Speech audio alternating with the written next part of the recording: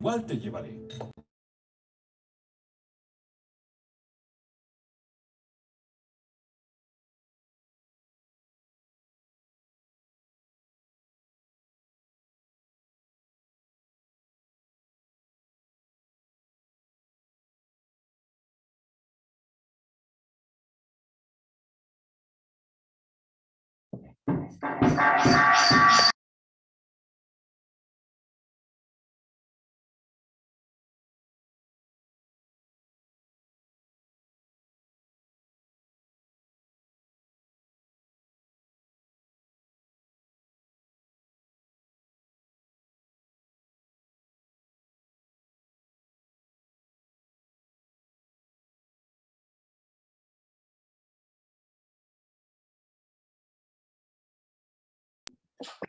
Buenas noches. Vamos a iniciar. El día de hoy vamos a continuar con los temas de la Semana del Prematuro. A nombre del Colegio de Médicos Familiares de Ciudad Juárez, le damos la bienvenida a la doctora Daniela Pérez Trujillo. Ella es neonatóloga. Ella es egresada de la UACH. Tiene especialidad en pediatría en el Instituto Nacional de Pediatría. Tiene subespecialidad en neonatología, igual en el Instituto Nacional de Pediatría. Ella está certificada en neonatología por el Consejo Nacional en Certificación en Pediatría, sección de neonatología. También tiene algunos otros estudios de estimulación prenatal temprana por la Asociación Mexicana de Estimulación Prenatal Temprana y Acuática. Su práctica médica, ella la tiene en el Hospital Ángeles y en el Hospital Infantil de Especialidades de Ciudad Juárez. Doctora Daniela Pérez, buenas noches. Hola, muy buenas noches. Muchas gracias por la invitación. Bonita noche a todos. Ok. No sé si me Bueno, escuchan. sí le escuchamos, doctora. Buenas noches. Bien, pues muy agradecida con usted, doctor. La verdad es que es un honor estar con ustedes, sobre todo pues porque el doctor me cedió a lo más importante que tenía, bueno, que tiene de sus tres tesoros. Me dejó estar en ese seguimiento y en ese crecimiento de Ariel Maurín. Y entonces, pues más que nada, se lo agradezco y cuando ustedes me digan, empezamos la plática. Iniciamos. El tema de la doctora es manejo y seguimiento del recién nacido prematuro. Esto al egreso hospitalario. Recuerden que esta es una plática tipo panel de expertos. Pueden hacer preguntas durante la ponencia y se las hacemos llegar a la doctora. Adelante, doctora. Muy bien, bueno, pues vamos a hablar un poquito del manejo y seguimiento del recién nacido prematuro al egreso hospitalario. Yo sé que muchas veces estamos como fuera de este ámbito porque pues obviamente todo está concentrado en esa pecera que llamamos la unidad de cuidados intensivos, pero quiero empaparlos un poquito por si en algún momento, y yo creo que ustedes sí han estado en contacto con esos niños egresados de los UCIN y a los retos que nos enfrentamos poco a poco.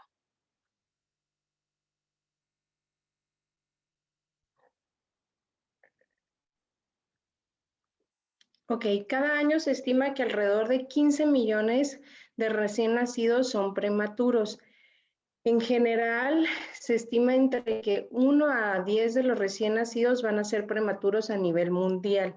En más de 184 países, la tasa de nacimiento del recién nacido prematuro va a oscilar entre el 5 al 18% de los nacimientos. Y aproximadamente 1 millón de prematuros muere cada año secundario a complicaciones propias del prematuro. En México hay una tasa de nacimiento aproximadamente de 200,000 nacimientos de prematuros. Prematurez como tal es una de las causas más importantes de muerte en el primer mes de vida. Es un factor predisponente también en un 75% de las muertes pediátricas en el periodo neonatal, que estamos de acuerdo que abarca hasta los 28 días. Y es la segunda causa de muerte en los principales, digamos, 5 primeros años de vida. También vamos a estar asociados a diferentes retrasos, por ejemplo, en el neurodesarrollo, en el aprendizaje, defectos o discapacidades visuales, auditivas, y pues va a contribuir a la mitad de las discapacidades en los niños. Unas 3/4 parte de los recién nacidos prematuros van a sobrevivir secundario a una atención viable y rentable. ¿Esto qué quiere decir? Es un manejo conjunto, es una atención adecuada durante el parto, que eso es muy importante. Muchas veces dicen, pues, ¿qué tiene recibir un bebé? No tiene chiste, pero en el momento en que nos toca recibir a un prematuro o un prematuro extremo, creo que ahí sí tiene esa magia que nosotros tenemos y esa atención adecuada durante el parto puede cambiar drásticamente la vida de ese paciente. Y también el periodo postnatal es muy importante y eso es también dentro de la unidad de cuidados intensivos. No excluyo a los ginecólogos porque también un adecuado control prenatal nos hacen un avance y mejorar esa calidad de vida en un futuro. El uso de esteroides prenatales, el contacto piel a piel, la lactancia materna, el uso de antibióticos racionales y oportuna nos va a dar esa, digamos, supervivencia con una mejor calidad de vida. Me ha tocado, por ejemplo, en las unidades de cuidados intensivos en las cuales no permiten ese contacto piel a piel o únicamente lo pueden hacer en determinados momentos, también el que excluyen un poco a los padres, la importancia de la lactancia materna en el cual a veces la dejan de un lado. El uso de antibióticos, yo no sé, el pensar en un prematuro es indicativo de poner antibióticos y eso es una total mentira. Entonces, también eso nos puede ayudar a ese pronóstico. Bueno, para hablar un poquito de un prematuro, pues tenemos que definirlo. Hay muchas, digamos, definiciones y muchas veces no sabemos cómo catalogarlos.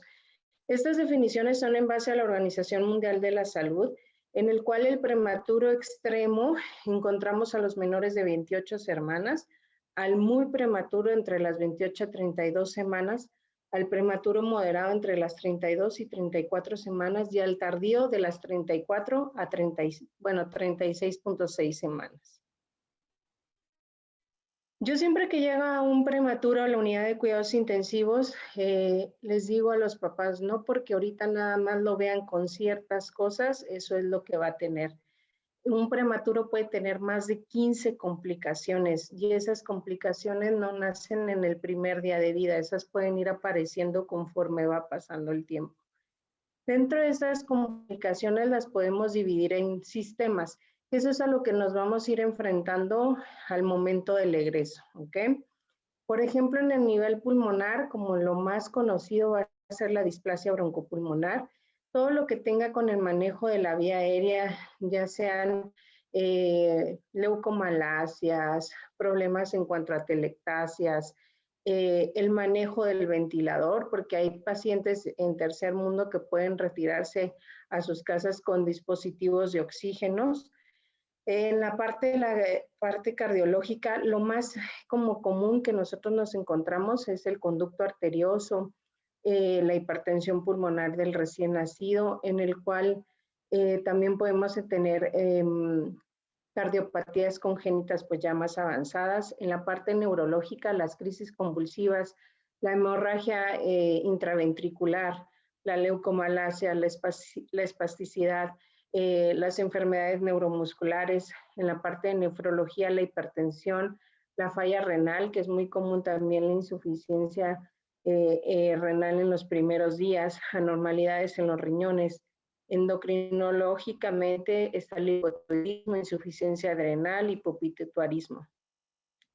La parte gastroenterológica es una de nuestros como cocos que tenemos en muchos pacientes, sobre todo el reflujo, la parte de la hiperbilirrubinemia, la colestasis, el síndrome de intestino corto, constipaciones, los bebés que están mucho tiempo con nutriciones parenterales que nos dan síndromes colestásicos, los bebés que tenemos reto en cuanto a la tolerancia, enterocolitis, toda esta parte, infecciones.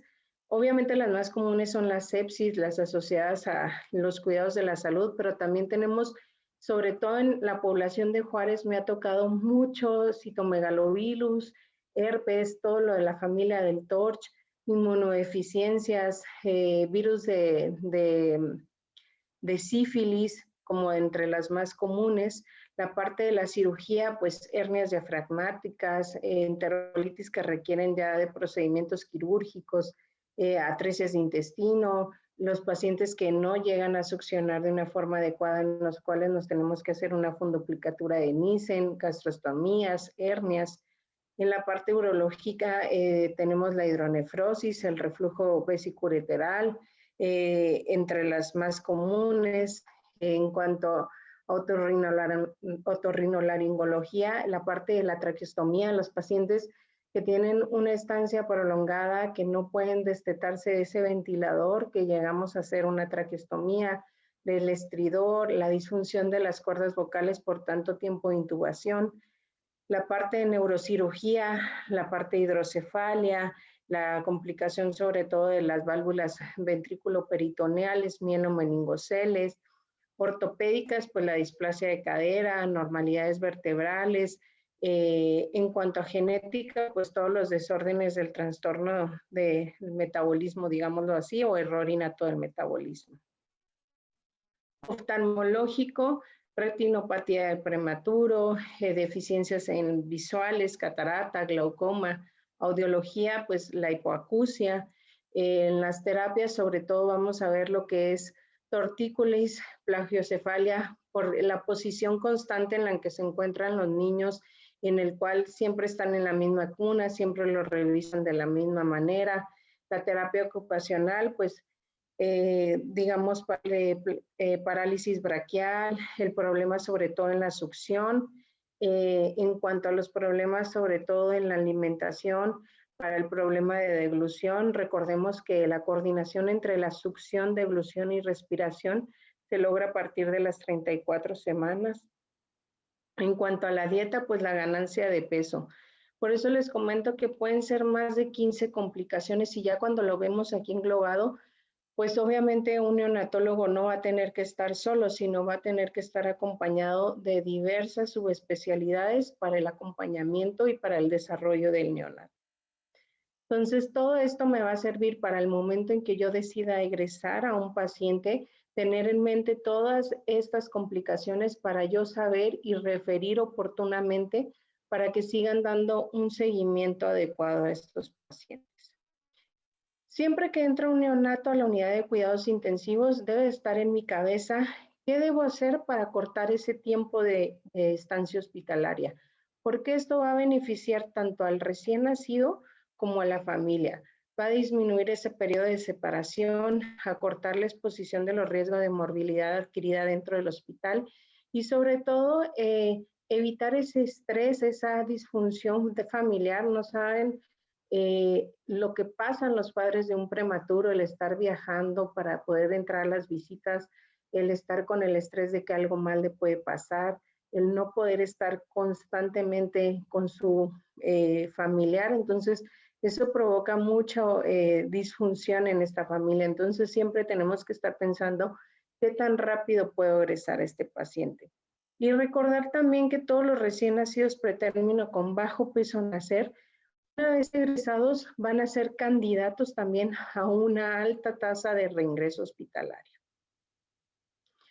Bueno, dentro de los criterios de egreso, pues que me van a dar un buen pronóstico, yo tengo que tener una estabilidad fisiológica, tengo que tener un programa de seguimiento y vigilancia, o sea, saber a dónde lo voy a referir y quién le va a dar ese seguimiento, un programa de preparación y participación de los padres, arreglo en atención médica al alta.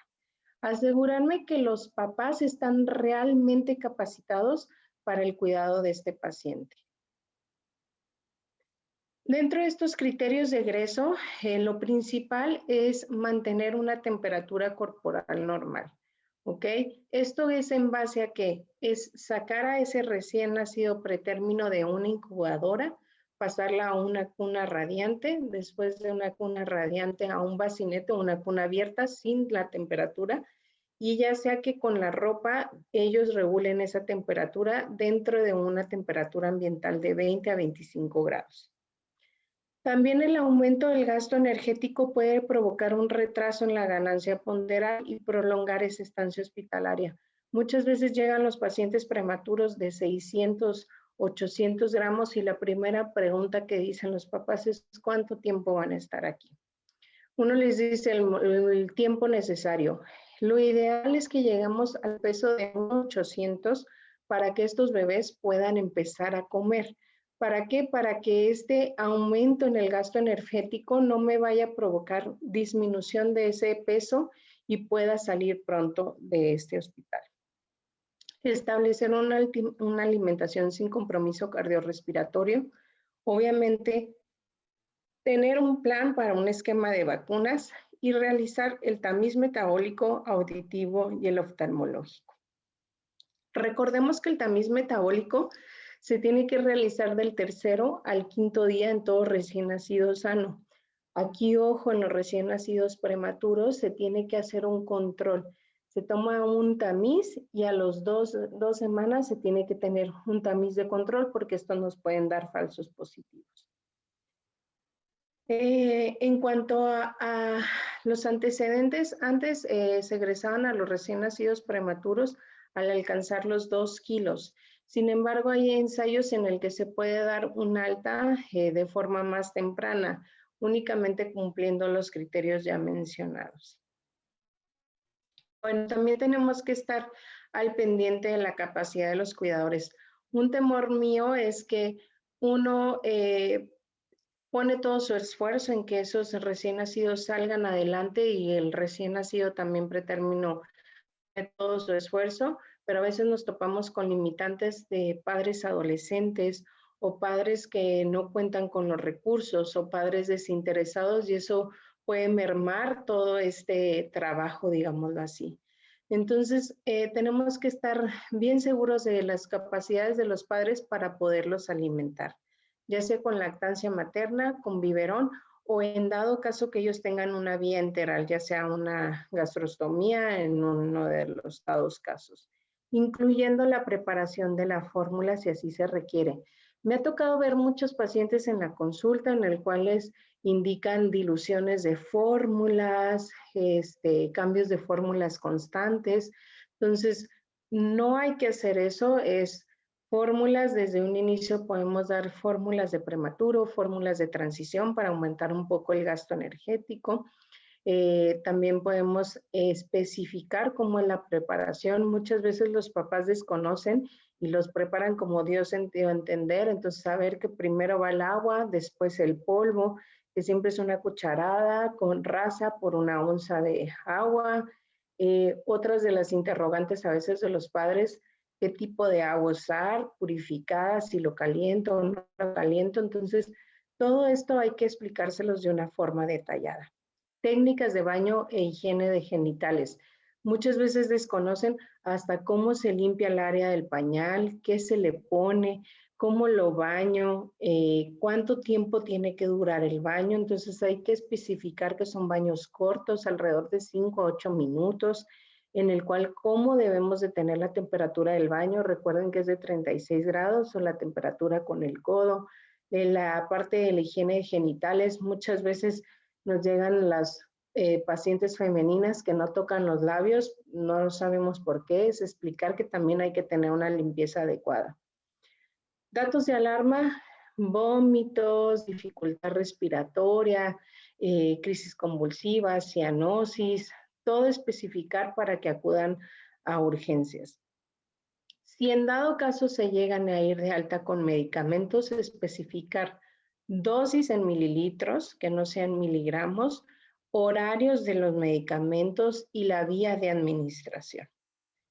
En algunos de los casos, sobre todo los que tienen displasia broncopulmonar, a veces por máximo beneficio los mandamos con oxígeno domiciliario.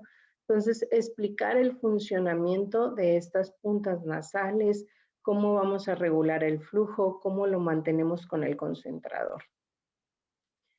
En cuanto a la prescripción de medicamentos, tenemos que hacerles hincapié, como les comentaba, sobre todo a los médicos también que nos van a tocar que nos ayuden a cómo ir incrementando la dosis del medicamento en base al peso, cómo lo debemos de dosificar, en dado caso de que se tenga que hacer cambio de medicamento o ajuste, cómo lo debemos de hacer. especificaciones como lo había comentado en cuanto a la alimentación, el tipo de fórmulas, el dar varias alternativas para estas fórmulas, porque muchas veces si uno dice un nombre comercial, los papás se casan con ello y no tienen otra opción de dónde agarrar y hasta el mes que lo vuelve a ver uno, es que no la conseguí. Entonces, dar varias opciones de, también dar opciones donde las pueden conseguir, a dónde lo tengo que referir, depende de todas estas complicaciones que ya mencionamos. ¿Quién me debe de ayudar? Si lo debo de mandar con un neurólogo, si lo debo mandar con un ortopedista, con un oftalmólogo, un audiólogo. Dentro de la alimentación, pues asegurarme que esa alimentación oral es suficiente para apoyar el crecimiento.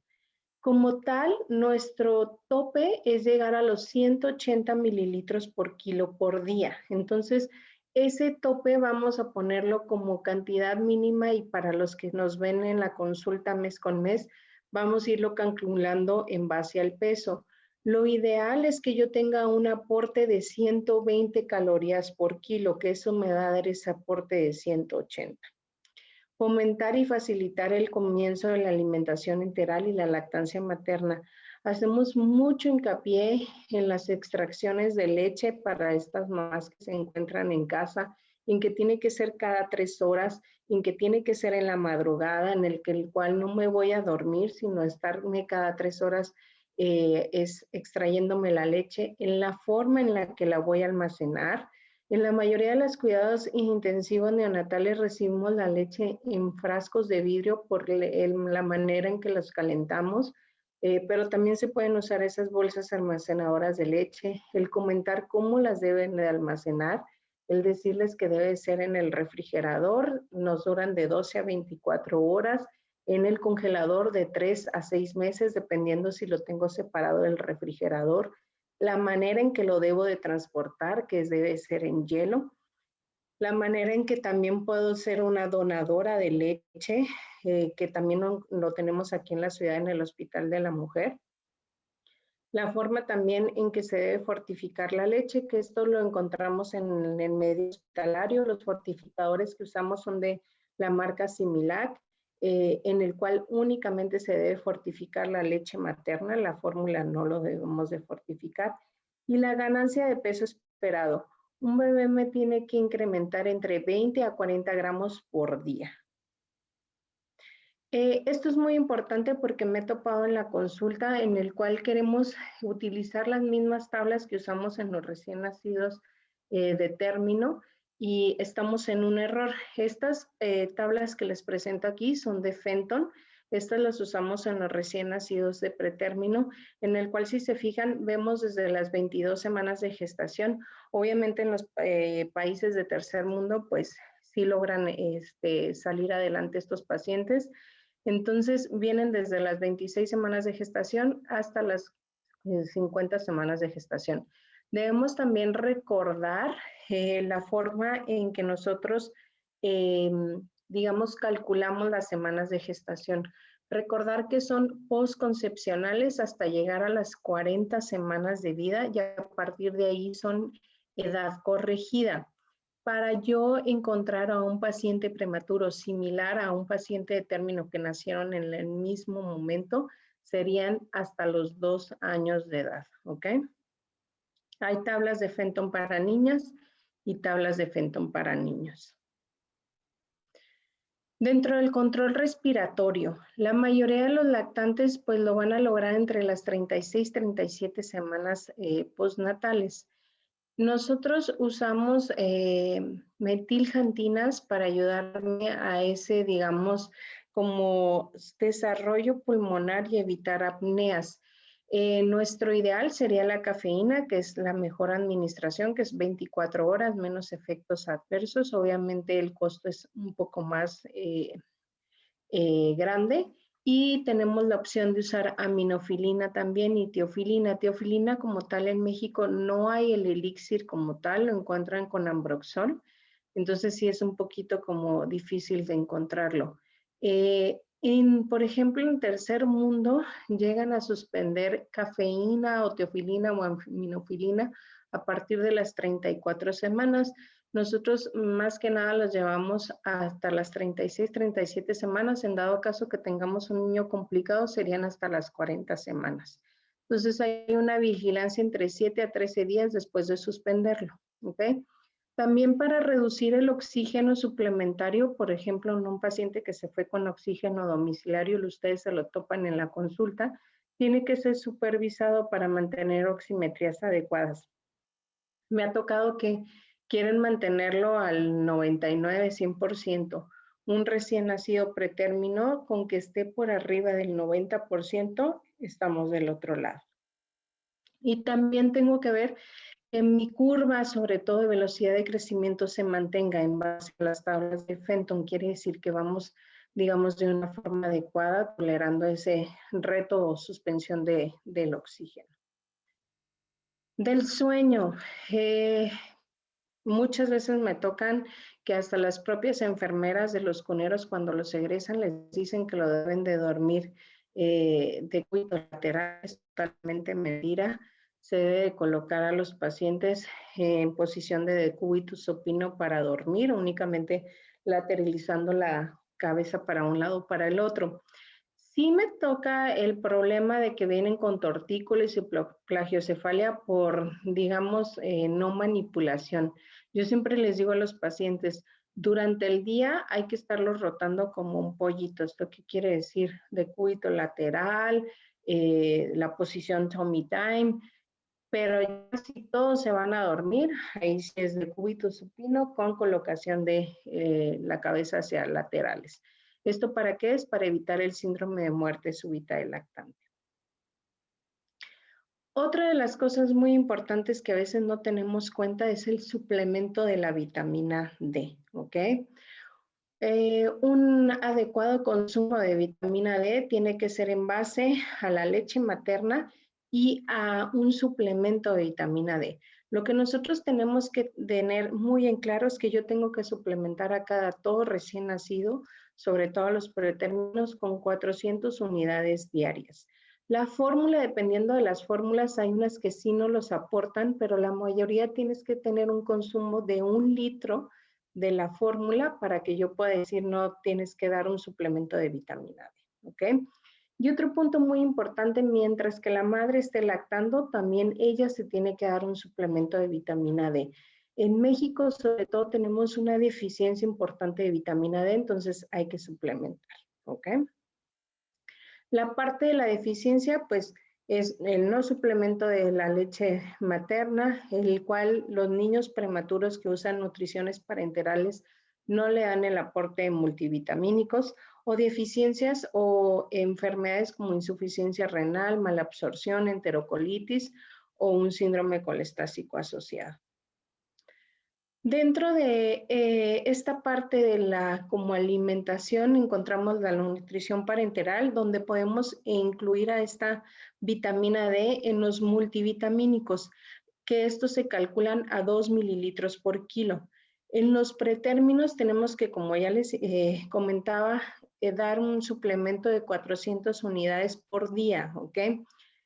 En cuanto a los de término, también hay que suplementarlos con la misma cantidad de 400 unidades, sobre todo también complementar a la madre que está dando el pecho, ¿ok?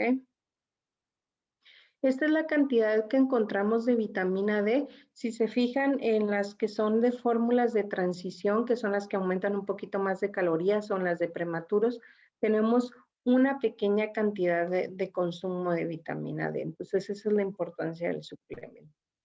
Yo les dejo aquí dos marcas mexicanas que podemos utilizar. Una de las más en boga que está ahorita se llama Divisol.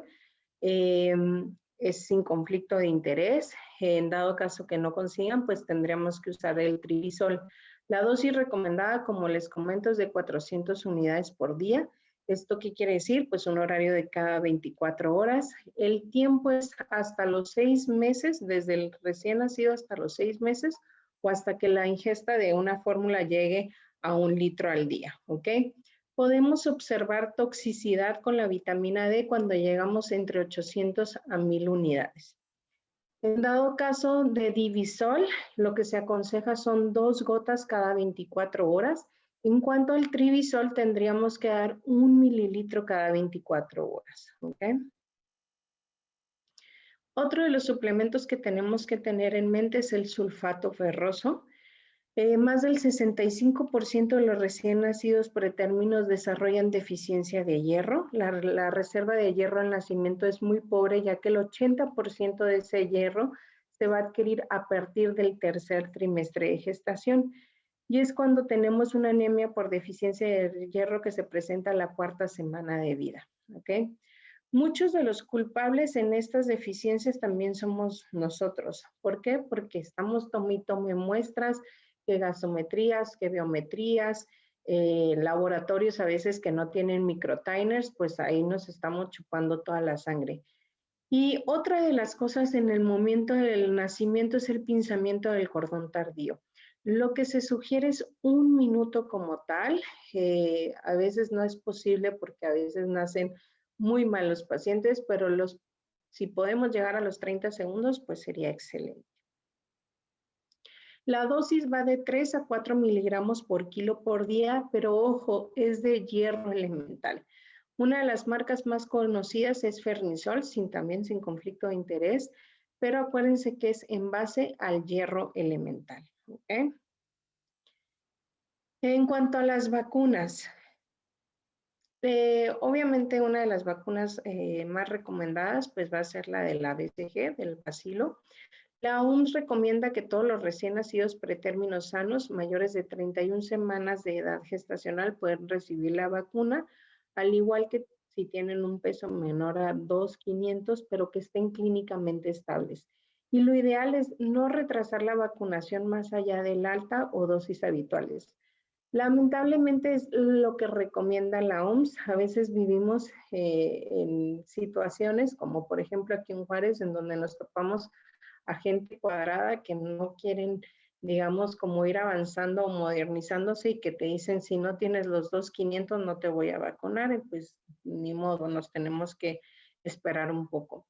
La contraindicación va a ser en los que se sospecha una inmunodeficiencia, los que tienen antecedentes de hermanos portadores de una inmunodeficiencia combinada severa, en los hijos de madres con VIH positivo, que se tiene que esperar hasta que no tengan un recuento diferencial de linfocitos previo a la vacunación.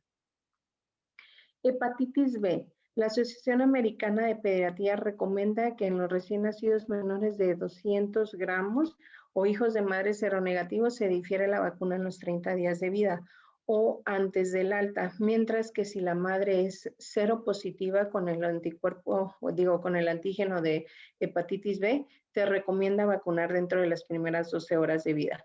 Me pasa muchas veces que ya cuando uno los quiere vacunar, pues ya pasó el tiempo y ya nos tenemos que esperar a los 2 meses para iniciar con la hexavalente, para incluir ahí la primera dosis de hepatitis B.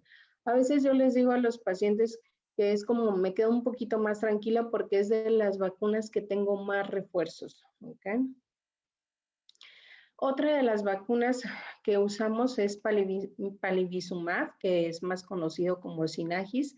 Esto se utiliza en los recién nacidos pretérminos menores de 28 semanas o en los menores de 12 meses de edad. Esto es un anticuerpo monoclonal que nos sirve para el virus sincitial respiratorio. Perdón, también lo tenemos que administrar en lactantes menores de 1 año de edad con enfermedad cardíaca congénita, en mayores de 2 años con displasia broncopulmonar, en quienes requieren oxígeno suplementario, corticosteroides o terapia con diuréticos, malformaciones pulmonares o enfermedades neuromusculares que tienen mal manejo de secreciones en el primer año de vida. Recuerden que la aplicación es en la etapa del virus sincitial respiratorio, que es en la etapa invernal y se tiene que poner la aplicación mes con mes. En los prematuros tardíos tenemos ahí unas excepciones, porque muchas veces podemos tener una estancia intrahospitalaria mínimo bajo una vigilancia estrecha hasta las 72 horas, explicar los riesgos, sobre todo decirles en dado caso de que presenten hiperbilirrubinemia, hipoglucemias, problemas para la succión o alimentación, pues tienen que acudir directamente a urgencias, hipotermia, para recuperar el peso al nacimiento. Hay que hacer mucho hincapié a los papás que los recién nacidos pierden alrededor del 10% de su peso al nacer.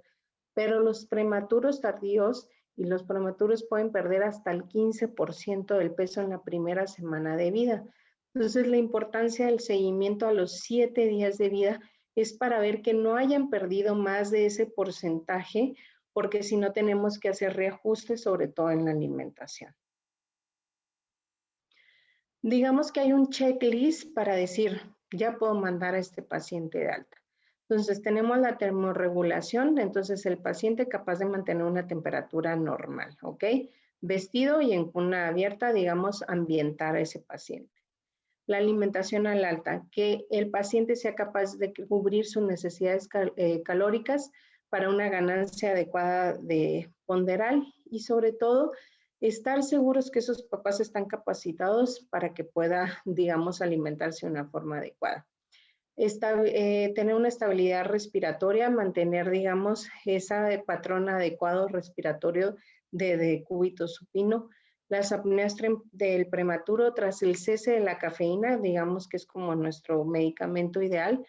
Sobre todo ver por lo menos 2 semanas que no presente apneas, la displasia broncopulmonar, si se precisa del oxígeno domiciliario, que sepan cómo usarlo, que estemos seguros de que tengan el dispositivo en casa, que sepan cómo, digamos, el manejo de este dispositivo y qué hacer si disfunciona. Retinopatía del prematuro, que no me voy a meter mucho porque la doctora Jessica Muñoz tengo entendido que va a hablar de este tema, pero que se haya realizado ese tamizaje adecuado y que lleve un programa de seguimiento al alta. El riesgo neurológico, el seguimiento sobre todo por nuestro neurólogo pediatra, también la terapia de rehabilitación en todos estos pacientes. Anemia del prematuro, pues la ingesta calórica adecuada y el suplemento de hierro. Vacunas, como ya lo habíamos comentado, la profilaxis sobre todo del virus incital respiratorio, el cribado auditivo. La verdad es que a veces es una pena porque en instituciones públicas como tal no hay nadie quien realice ese tamiz auditivo que se debe realizar, digamos, antes del alta, pero entonces si no conseguí la manera de que se pueda realizar en otro lugar. Y la familia, el entorno, vigilar que haya una ausencia de riesgo sociofamiliar o un, digamos, seguimiento de apoyo a estas familias que lo requieran. Me termino esta plática con esta frase: las cosas más grandes tienen un comienzo muy pequeño y hasta la persona más pequeña tiene la fortaleza de un gigante, ¿ok? Ella es Martina, es una bebita prematura extrema, ella tenía 26 semanas y pues se fue con sus padres. Muchas gracias por su atención, quedo a sus órdenes, como ya les comentaba el doctor, en el Hospital Infantil y también en el Hospital Ángeles para cualquier cosa. Muchas gracias, doctora. Como se podrán haber dado cuenta, pues nosotros como médicos familiares, pues nos toca la parte de la familia. Igual hacer retroalimentación de todo lo que nos comentó la doctora, de todas las recomendaciones que se tienen que hacer. Identificar cualquier crisis que haya en la familia. Si de por sí ya el nacimiento de un prematuro no es esperado, y ya eso es una crisis para nuestras familias. Entonces debemos de poner mucha atención, mucho cuidado, sobre todo para que los prematuros puedan realizarse y saber cuándo derivarlos. Si alguien tiene alguna pregunta, puede escribir en el chat o abrimos micrófono.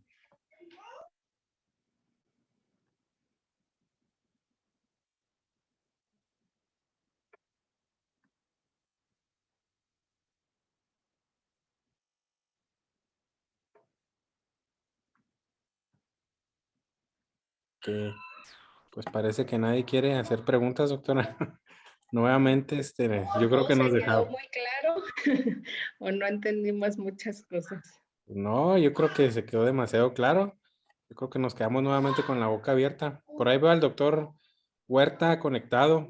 Si nos puede ahí dar alguna participación. Él es una de las máximas expresiones aquí en la medicina familiar en México y yo creo que en toda Latinoamérica y el mundo.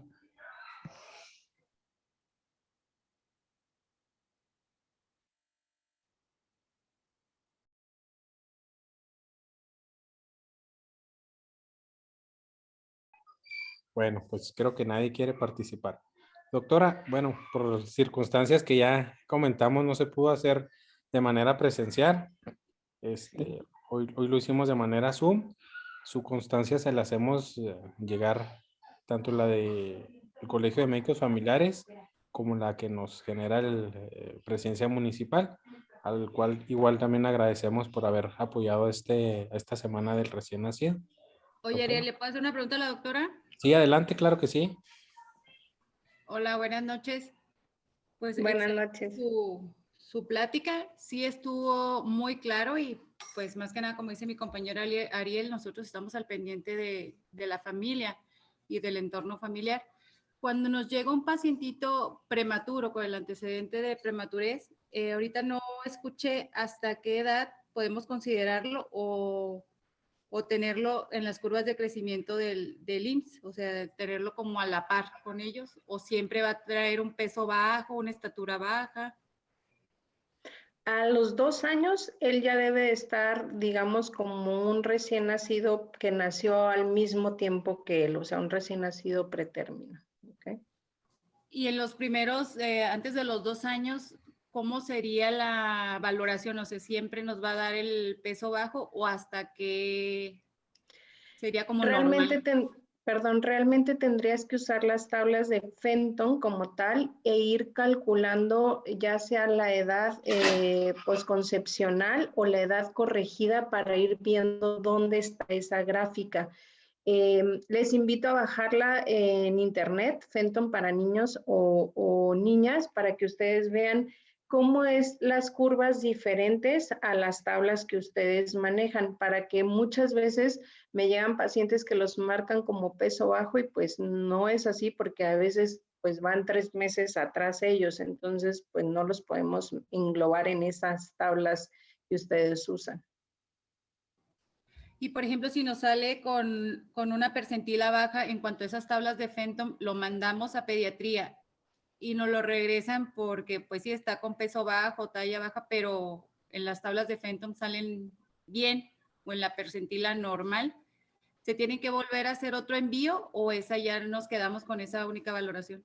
Si en las tablas de Fenton está en la percentil 50, con eso me quedo. Pero si en tablas de Fenton tengo yo digamos, la desnutrición como tal, sí tengo que hacer un envío a pediatría, tengo que hacer un envío, no sé si en el IMSS, por ejemplo, tengan el departamento de nutrición para que tengan un apoyo con ellos.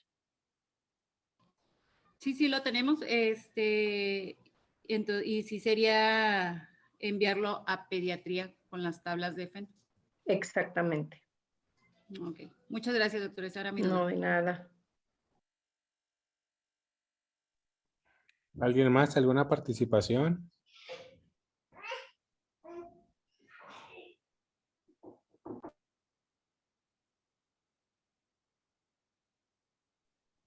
Bueno, pues ya lo vimos que un prematuro son muchísimas cosas. Yo pues tengo mi niña prematura y con la doctora he aprendido un montonal de cosas. Por eso nos animamos a hacer esta semana, para compartir un poco de lo que ella, a mí y a mi esposa nos ha enseñado. No es sencillo, realmente son un montonal de cosas. Desde lo más básico, el peso, la talla, hasta patologías que a lo mejor en nuestra vida hemos visto o solamente en libros y que es bien frecuente que presentan nuestros niños prematuros. Hoy pues es el 17 de noviembre, es el Día Mundial del Prematuro. El día de hoy lo elegimos para la doctora pues para que no pasara desapercibido y pues ella es la especialista en estos bebés, en los prematuros. Los invitamos el día de mañana para que nos acompañen a las siguientes pláticas, jueves y viernes. Doctora, le agradecemos su participación. Le hago llegar las constancias a su consultorio. Gracias. Muchísimas gracias. Cualquier cosa, estoy a sus órdenes.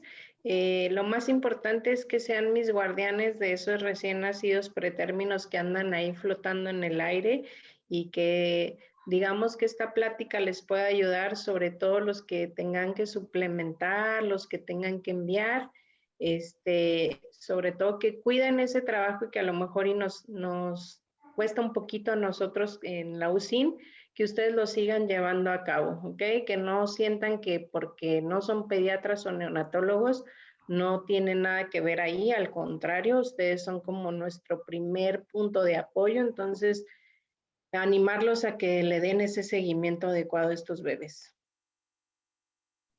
Gracias, doctora. Pues Pues bueno, muy bonita noche a todos. igualmente, doctora. Hasta luego. Hasta luego. Gracias.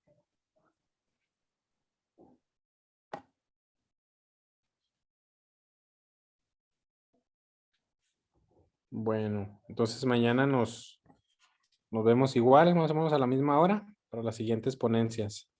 Mañana es retinopatía del prematuro con la doctora Jessica Muñoz. Hasta luego, buenas noches.